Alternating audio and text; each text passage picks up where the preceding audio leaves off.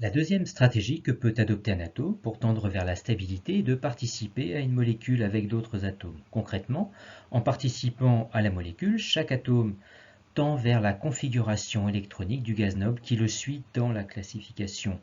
Ainsi, à part l'hydrogène, qui va tendre vers la configuration de l'hélium avec 2 électrons de valence, les autres atomes vont tendre dans la mesure du possible vers les configurations électroniques du néon et de l'argon, c'est-à-dire à 8 électrons de valence.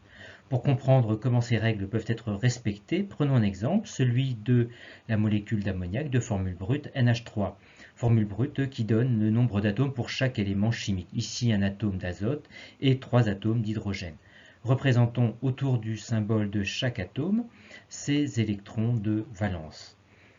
5 électrons de valence pour l'atome d'azote, électrons de valence représentés en rouge, et 1 électron de valence pour chaque atome d'hydrogène.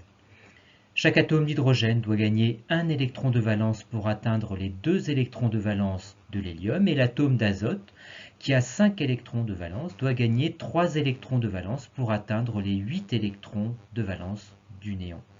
Et ceci n'est possible qu'en mettant en commun les électrons de valence des atomes. Ainsi, cet atome d'hydrogène et l'atome d'azote, en mettant chacun en commun un électron de valence, gagnent en retour un électron de valence. Cette mise en commun symbolisée par ce trait continu est appelée doublé d'électrons liants ou encore liaison covalente.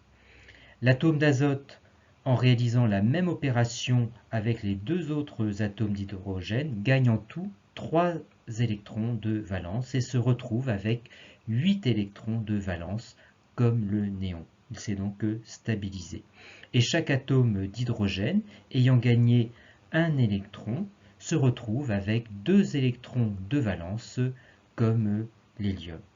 Ces mises en commun d'électrons de valence ont donc permis aux atomes de la molécule de se stabiliser.